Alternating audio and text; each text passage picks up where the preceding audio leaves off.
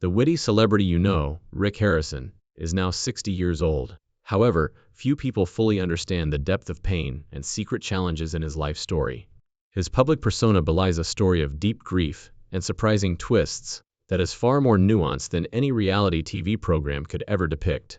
Rick's battle with epilepsy, which started when he was just 8 years old, had a significant impact on his early life.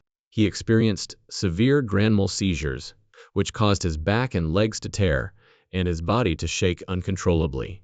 He was frequently confined to bed and missed extended periods of school due to these severe seizures, which frequently left him unable to walk for a week or two. But this physical restriction would unintentionally ignite a passion that would affect his life for the rest of his days. Rick had even more terrifying occurrences when he was a teenager, around the ages of 14 or 15. For roughly 30 seconds at a time, everything would turn dark, momentarily blinding him. Because he feared that if he told his parents about these horrific episodes, he would not be able to obtain a driver's license, which is a treasured sign of freedom for any young person. Rick was taken phenobarbital to treat his epilepsy, a drug that significantly affected his day-to-day functioning. According to him, he felt like a zombie every day till 4:00 p.m. This demonstrates the ongoing emotional and physical strain he endured during his early years. By the time they are 18, around half of all children with epilepsy outgrow it, according to Rick. Fortunately, at that age, his seizures did finally end.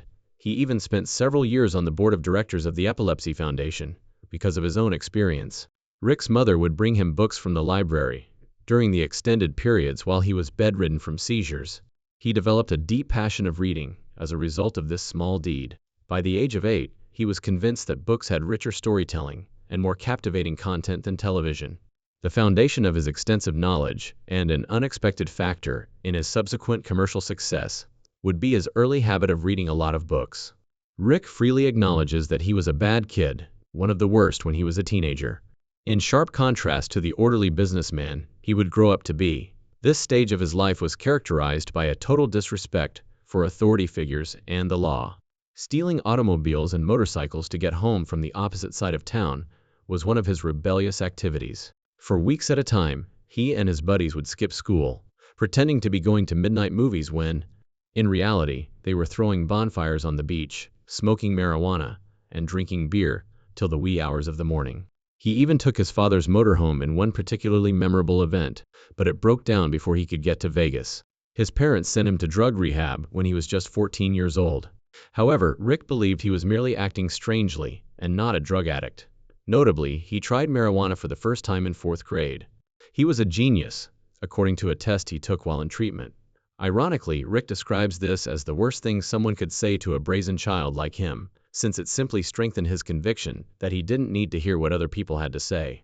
Rick's persistent and terrible worry of dying young, as a result of his epilepsy, was a major contributing factor to his careless and dangerous actions. Because of this ingrained conviction, he believed that I can do anything. This notion fueled his reckless, unrestrained, and unconcerned attitude. Rick's financial acumen was evident from the beginning, even in seemingly straightforward ways. On his newspaper route, he discovered a cunning technique with a pal. After purchasing one paper for 50 cents, they would remove every paper from the machine. They would then make more money by selling the extra papers to those who discovered the machine was empty. His business acumen rapidly expanded. He was among the first in Vegas to sell phony Gucci purses, sometimes making up to $2,000 in a single weekend. He immediately switched to selling phony Jordan jeans, which were in style at the time and continued to generate a healthy profit, until other people began selling fake bags as well. One of the most exciting jobs Rick had ever had was being a repo man, or someone who takes back cars when payments are not made. He enjoyed the excitement of driving and referred to it as criminal activity lawful. He describes in detail a time when he repossessed an automobile. Using a customized rope, he maneuvered a large truck into the garage of a Honda auto dealer. After that, he drove a truck out of the lot after he had pulled one that the owner was attempting to trade in onto his own. He accomplished all of this without anyone noticing. This audacious deed demonstrates his audacity and cunning. In the 10th grade, Rick took the unorthodox decision to leave school. He did so for two basic reasons. First of all, he was already profiting greatly from the sale of counterfeit items. Second, he was frequently admitted to the hospital due to his epilepsy, which resulted in excessive absences from school and automatic failure. He was confident that he would earn more money than those who continued their education. He also believed that if he read a lot of books, he could learn whatever he needed to know. Rick's sole consistent employment with a boss was a brief month-long stint as a busboy at the Stardust, the renowned hotel that resembled the one in the movie Casino. He refused to clean tables for a waitress who did not give him his fair amount of tips, which led to his termination. He became even more autonomous as a result of this brief encounter, which also demonstrated his dislike of injustice. For Rick, these early jobs, even the slightly dubious ones, were crucial. In addition to being evil deeds, they taught him how to be a successful businessman. He developed his ability to think quickly, predict risks, and close agreements. Rick attributes his ability to work hard to his father, Richard Benjamin Harrison, also known as the Old Man. His father was a wonderful man who hardly ever took time off for illness. Even 4 days after undergoing open-heart surgery, he returned to work. When Rick was just 12 years old, he began working in construction alongside his father for a meager $1.50 per hour. He performed labor-intensive tasks like cleaning and disassembling objects. He was already doing electrical work in roofing houses by the time he was 13. At the age of 13, he vividly recalls being forced by his father to install a roof on a whole garage apartment by himself. When Rick, then 16 years old, cursed at his father, it was a pivotal moment. He received a stern lesson from his father, who struck him in the face right away. "Old enough to address me in a manly manner. You're old enough to get a good beating." Rick genuinely took this as a serious lesson on the value of words in life. He perceived it as collaborating with his closest friend. Rick claims that when he was younger, he assisted his mother in organizing swap meets because she worked non-stop. He freely acknowledges, though, that he and his mother don't get along very well, and that their relationship is not as tight. Nevertheless, he claims to love her and recalls her committed care during his several hospital stays as a child. They have even argued in public, and she has even sued him for their connection. Rick says, "I'm going to try," demonstrating his desire to mend their connection despite these difficult circumstances. Joanne Harrison, Rick's older sister, was born with Down syndrome. Her delivery resulted in extremely significant medical expenses. This was a major factor in his father's decision to remain in the Navy, which he eventually did after Rick developed epilepsy. Because of concern for the future expenses of medical care, Rick's sister tragically died when he was just 2 years old. He cannot recall this loss, but it undoubtedly had a significant impact on his family. When Rick's first girlfriend became pregnant, his life took a surprising turn. Although he eventually changed his age to 17, he was just 16 at the time. Sadly, she miscarried after they were married. She became pregnant a third time soon after the birth of their son Corey, despite this early loss. At the startlingly early age of 20, Rick was left with 2 small children as a result. According to Rick, having children was the turning point that forced him to work hard and quit being a fool, resulting in a significant and instant change in the course of his life. Eventually, his first marriage ended. His ex-girlfriend made a decision that would change his life a few months later.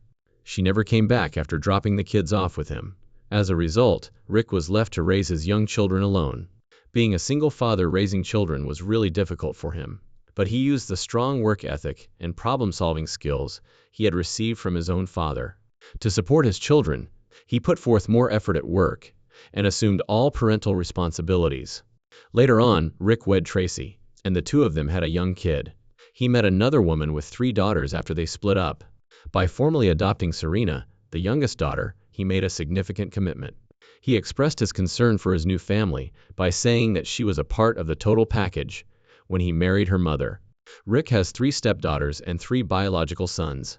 He freely admits that being a girl dad has profoundly altered him, softening and enlarging his empathy. He expresses his newfound emotions by making jokes about girls crying for no apparent reason. His tears at his middle daughter's wedding demonstrated this new emotional side. He and Serena have a unique bond.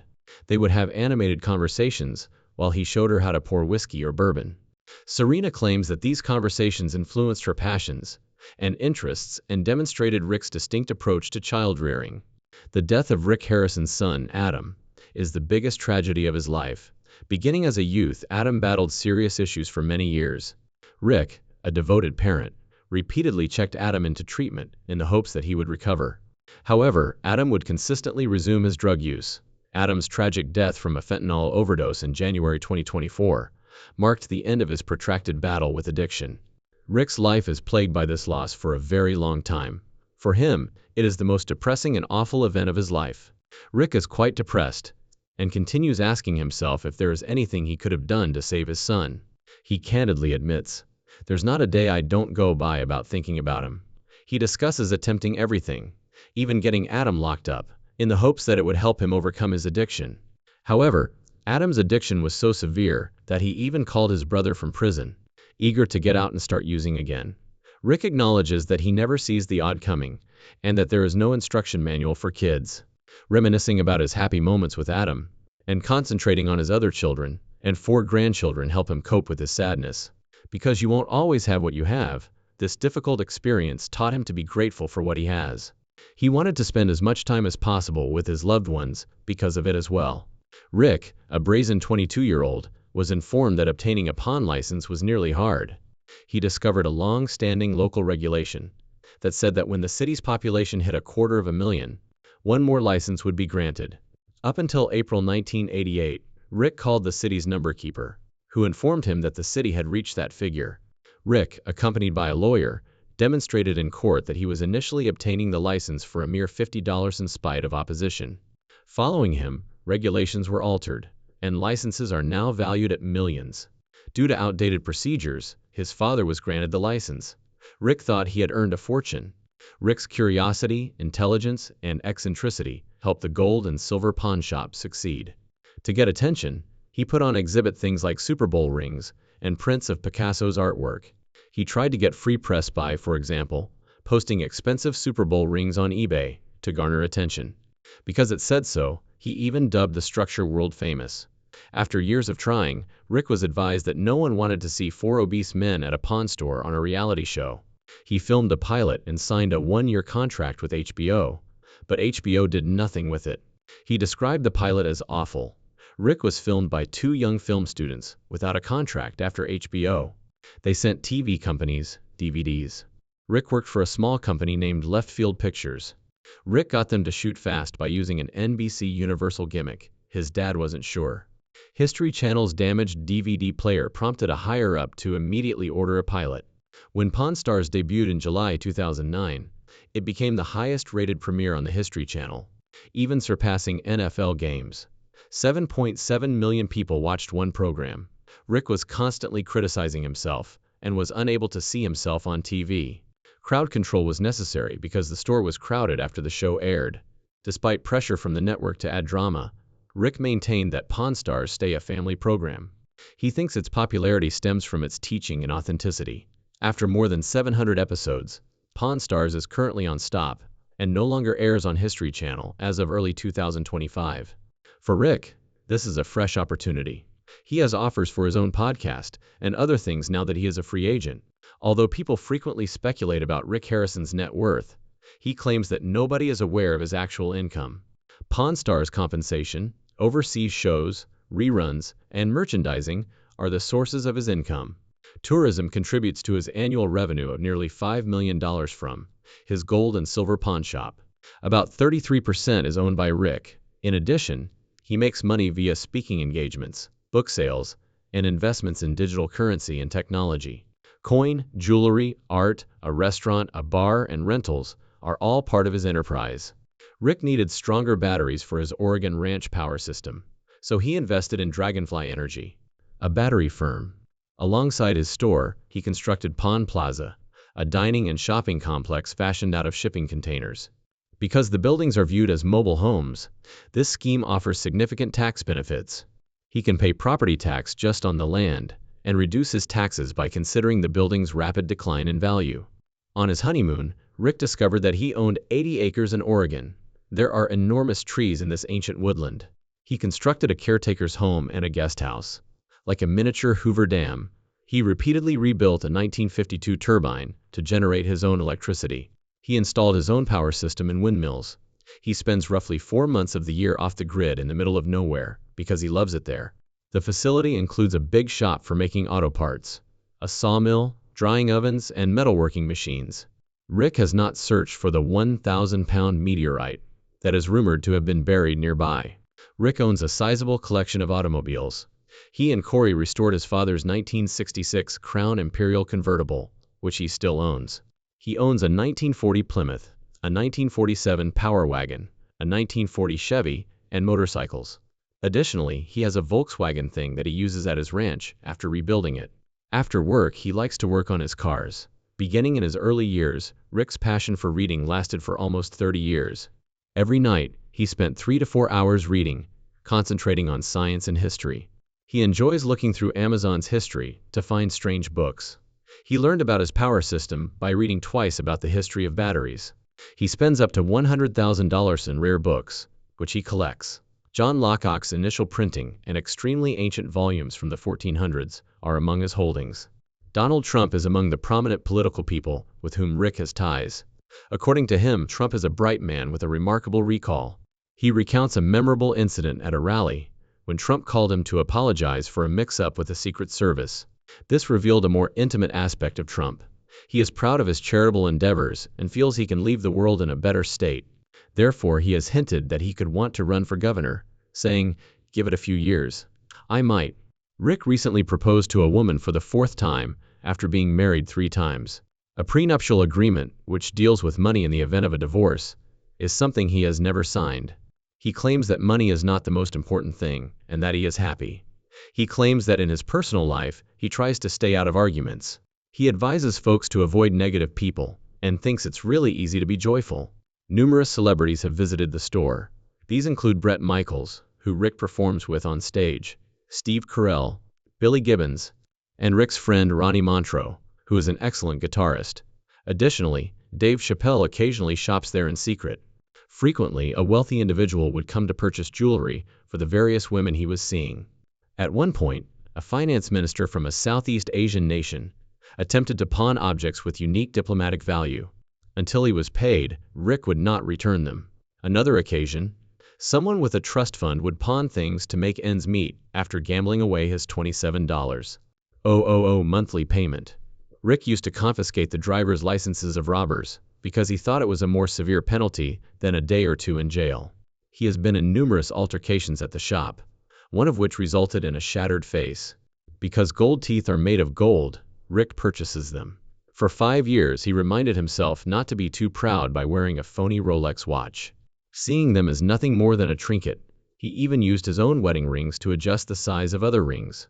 He made a huge sum of money selling the first Patriot Super Bowl ring. One of his favorite possessions is a Viking bracelet that dates back 1,200 years and was found in a Viking treasure. Additionally, he featured the OJ Bronco on the show, whom he believed to have terrible luck or bad mojo. Rick Harrison has experienced both incredible success and profound heartbreak along the way. He has experienced many hardships, from his difficult health struggles as a child to the devastating loss of his son. He has, nevertheless, consistently displayed a strong spirit. His life serves as a vivid illustration of how one can persevere and find purpose in the face of life's unforeseen twists and immense sadness. He continues to pursue his own path and is devoted to his family.